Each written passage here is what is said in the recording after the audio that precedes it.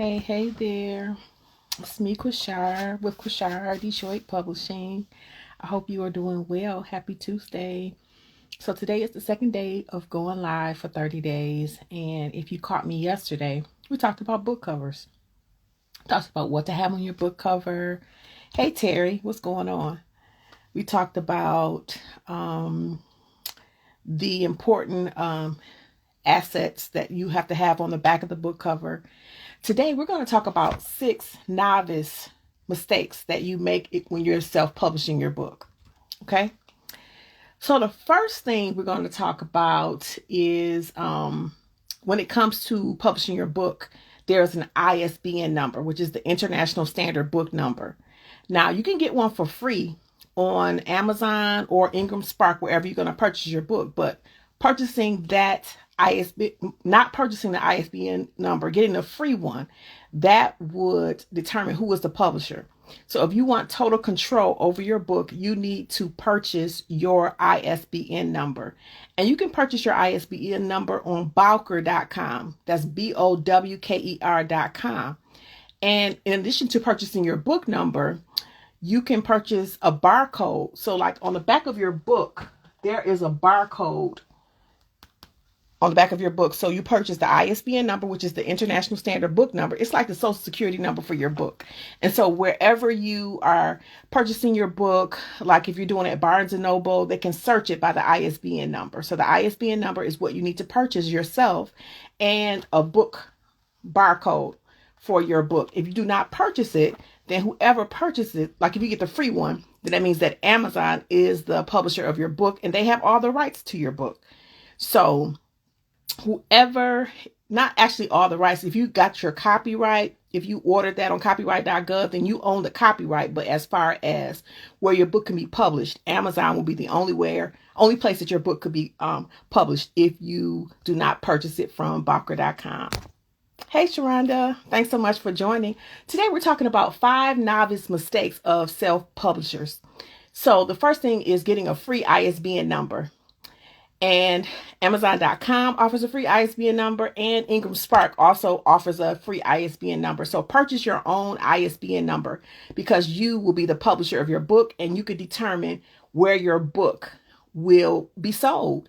Okay. The second thing is procrastinating when it comes to writing your book and overthinking the process. That's another novice mistake because, if you want to write your book, you have to set a schedule in order to complete your book in a timely fashion, because it's so easy to procrastinate because of all the things of overthinking that could take you, time away from writing your book. So what the best thing to do is to set a schedule. I would say if you're just starting out, maybe a schedule of 90 days to write your book. And what you can do is start with 15 minutes a day. If you start with 15 minutes a day, you'll start building up consistency. Some days you'll write for 15 minutes a day. Other days you may write for 30 minutes a day. So take your time and set a schedule so that you can write. And another way to continue with not procrastinating or overthinking is to get an accountability partner. When you have an accountability partner, you are able to have someone to answer to, because it's like somebody's calling you like, did you finish this book? They're texting you or whatever, asking you, did you get your writing in? So an accountability partner is also good as well. Number 3, and I'm looking at my computer. Don't ignore the needs of your target audience. When you are writing a book, you should have a specific target audience in which you're writing your book for. And when you have a target audience, it will allow you to hone in on what their needs are. And one way that you can find out what the needs of your target audience is by asking them. You can ask them by doing polls. You can do polls on Instagram. You can ask open-ended questions on Facebook or LinkedIn. So don't forget to ask your target audience questions. And so when I wrote my first book, what I did was I did a survey on SurveyMonkey. I asked 6 questions about success. And I use that information as the basis for my book. So you can ask questions on Instagram. You can ask questions on Facebook. There are polls on Instagram, Facebook, and on LinkedIn. So ask questions. And you can also do a survey like SurveyMonkey, a free survey. So I think it was free up to, 100 respondents. But if it was over 100 respondents, you had to pay. And I ended up having to pay because at the tail end of my survey, I got, more people. So I end up paying, that fee. And when you pay that fee, you're able to get more analytics for your answers. They'll do graphs and all that stuff. So, and graphs are good also to put in your book as well as different, infographics and things like that. It'll add more, in-depth research to your book. So the third thing to do, also telling your story is great, but how does telling your story help others? So when you are in the midst of writing your book and you're talking about some, thing that you overcome or whatever, but you're just stuck on, what happened to you, but how have you learned lessons from what happened to you? Not only have you overcome, now, if you have not overcome that obstacle, then maybe it's not a good time to write the book. But if you overcome that obstacle, think about what you've done, as far as that obstacle, how you've overcome it, and share those life lessons so you can help someone else speed up the learning curve so they don't have to stay stuck.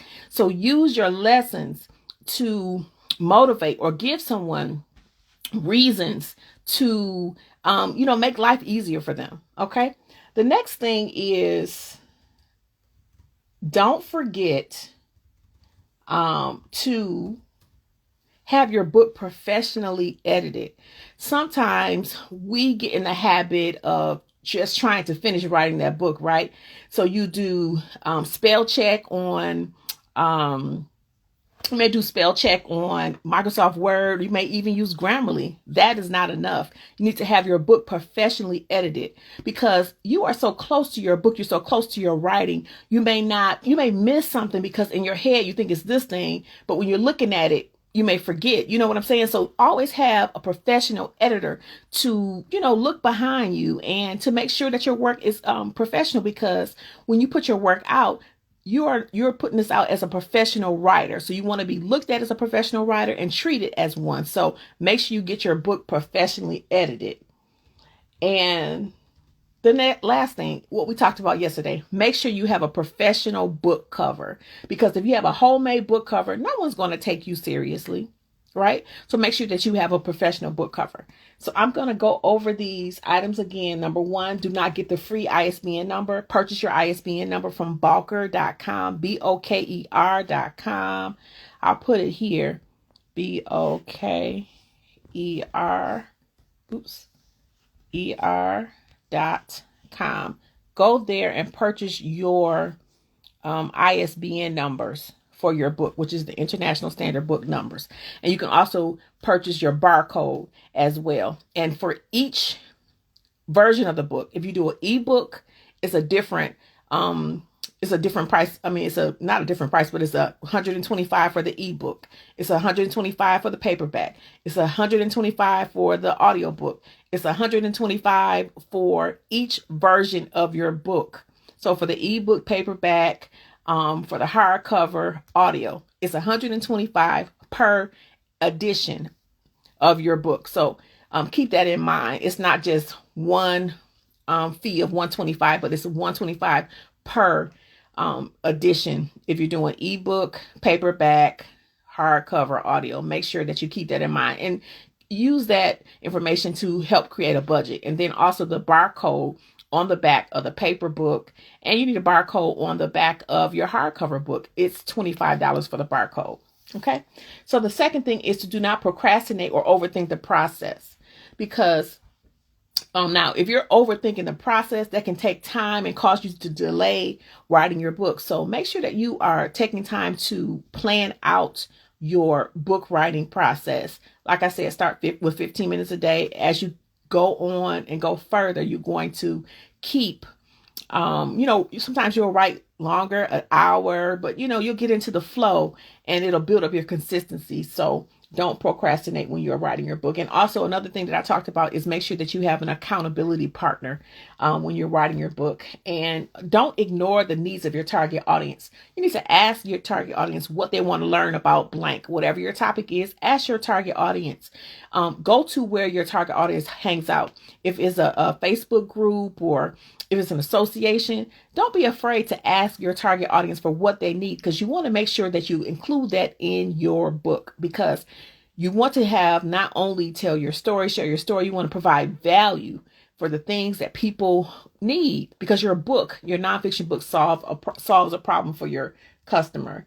Don't forget to have your book professionally edited, and then don't have a homemade book cover. Make sure that you go to a graphic designer and have your book designed. And yesterday we talked about that. You can go to my page and listen to the video from yesterday. We talked about all things about book covers. So if you are writing a nonfiction book, please feel free to send me a direct message and see if we're a good fit to work together. I am here to answer questions that you have. And if you have ideas of things you want me to talk about during this 30-day live challenge, let me know, because I can create content around your topic, and I'll be happy to come on live and talk about the different topics as it relates to writing your book. So again, thank you so much. I am Quishara from Quishara Detroit Publishing, and I help professional women who want to share their life lessons in a nonfiction book and to share a legacy for future generations. So again, if you want to write your nonfiction book, if you have questions about working with me, please send me a direct message. I'll be more than happy to set up an appointment and we can talk. Okay. So you can either send me a direct message or you can send me an email. I will put my email address in here. hello@SharaHalliburton.com. I look forward to talking to you, and here's to your success. Peace out.